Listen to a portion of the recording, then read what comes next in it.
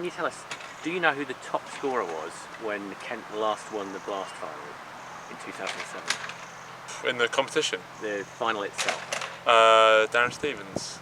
No, second guess? Rob Key. No, it was actually Matt Walker. Really? Yeah, it was. Sorry, Walks. I think he got 45 in the final, and obviously there were quite a few other current Kent members of staff like Simon Cook and Darren Stevens, Joe Denley in the side as well.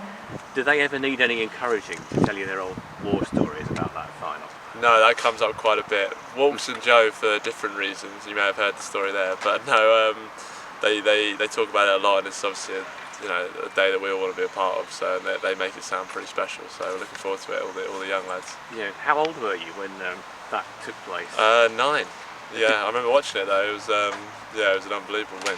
Yeah, and were you big Kent fans in the household? Yeah, absolutely. Yeah, my dad obviously always grown up in Kent, and always been a Kent fan. So yeah, I was pretty happy that day. Yeah. Do you remember being nervous at all, or was it just a wave of excitement? I reckon I was more nervous the year after when we lost narrowly. We won it. I always thought we were going to win it in 2007, but in 2008 it was obviously a bit tighter and we ended up losing it. But no, it was exciting watching T20 cricket, especially when your side's doing well. I was 16. Yeah. I remember watching it, and obviously as a lifelong Kent fan, it's been too long since we've been back there, to be honest. It's going to be my first finals day.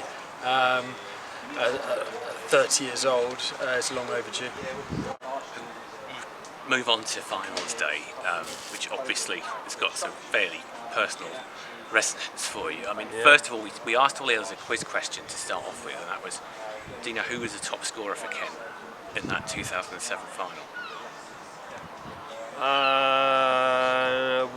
Walker. It was, yeah, correct. Did he get 43 or something? I think it was 45. Okay, yeah, Maddie, yeah. Yeah. I remember him, they had about 4 backward points and he still kept piercing it through backward point. When it got to that last over, which is a bit that most people remember, Yeah. I mean, what do you remember from the moment the ball was bowled and you hit it, and then all that confusion kind of broke out? Yeah, we needed 6 to win, and we still had 3 balls left, I think. And I remember just thinking, hit good shots, because the dew had come in and it was sliding on. So all I was thinking about was hitting good cricket shots. And got a low full toss wide, hit one through extra cover, skidded on for 4, and then I just seen Pete. Who was it? It was Pete Willie. Yeah. Put his arm out and said no ball, and I was like, well, that's game over. And we didn't know for a start, and then they were like, yeah. And then he came up on the screen, Kent win. So it was an amazing feeling. Hopefully we can repeat. Recently, it's been talked about quite a lot. They seem to keep showing that final on Sky. Yeah. So it's nice for some of the younger lads to see that actually play a bit. It's a long time ago, but yeah, it's nice to see it. I mean, those days you don't forget very, very easily. They're special days, and probably I remember saying that's probably one of the best days of cricket of my life, actually. And that year, that team, we had a good side, but we certainly weren't favourites. I think us and Gloucester were the underdogs. Sussex and Lancashire were the 2 favourites, and in the end it was us and Gloucester in the final. And I think when you win a trophy, it's the most memorable day of your life. It's all a bit of a blur. I mean, I just can't remember what I did yesterday, let alone 13, 14 years ago. But the little bits you remember, the little things you remember, and it was incredibly special. But yeah, I try not to. It's going to make my next question interesting then, because I was going to say the last over was memorable. It was an unusual finish, wasn't it? I mean, what do you remember about when Darren hit the winning runs? It was just confusion. I don't think anyone quite knew what happened. Darren was the only one that seemed to know what happened, because he was obviously heard the call.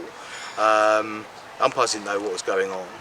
I think I was hiding somewhere in the dressing room, sort of biting my nails, and then just a sort of realisation that we'd won the game. It was bizarre. I think we sort of a bit anticlimactic in some ways, because no one quite knew, and then I think the scoreboard then clicked over, and sure enough, it just sort of mayhem ensued. But it was they're draining days, those. They really are. And I can't remember if we played second game and then straight into the final.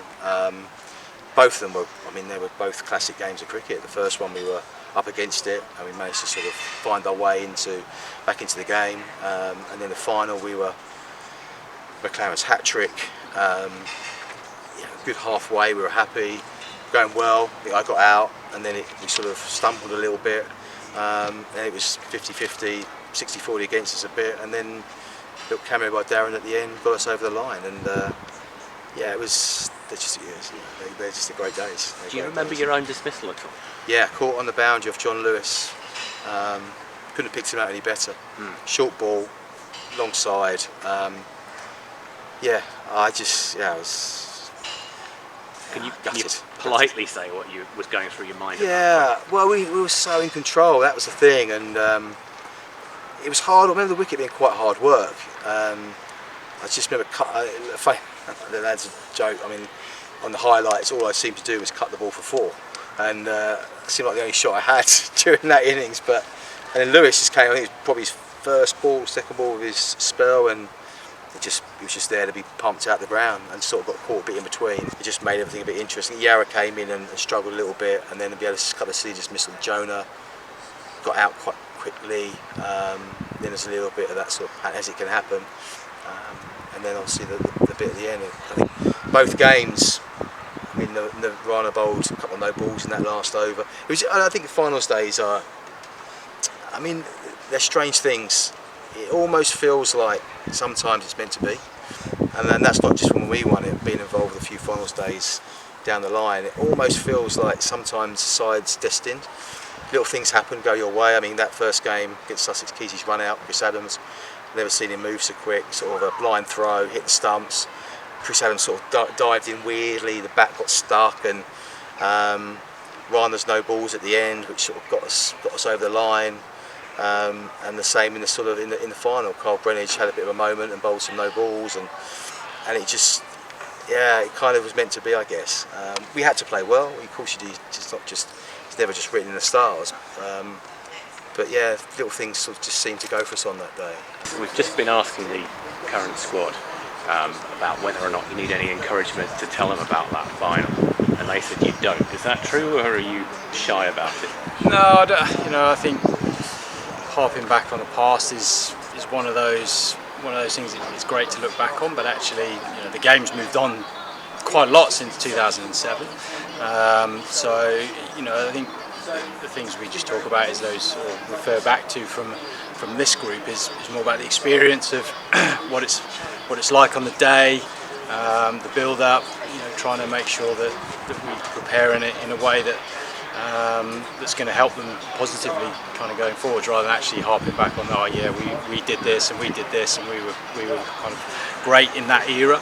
I think it's very different now, and not quite so comparable. How different is it from a bowling point of view in the 14 years that have elapsed since then? Yeah, it's very different. 2020 came in sort of 2003. Everyone said that off spin would go out the game, but actually it proved for probably a good sort of 8-9 years of actually being the most dominant discipline. So I think there's been a big change. I think you see it go through where, like I say, off spin was very, very dominant. Now we see that leg spin and mystery spin is actually the more attacking kind of discipline there, and that's what all teams are after. We're fortunate enough to have 𝐸𝐸 delivering that role for us really, really well. And actually now, and the batters have evolved as well. Whereas back then, even 2007, 8, 9, you had guys that could either clear the ropes kind of straight back over your head, or they were good at ramping and lapping.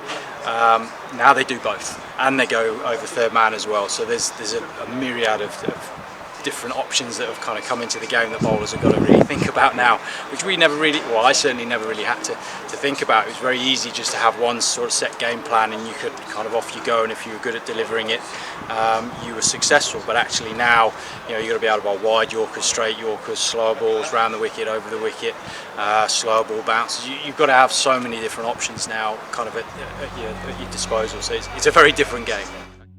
With pride.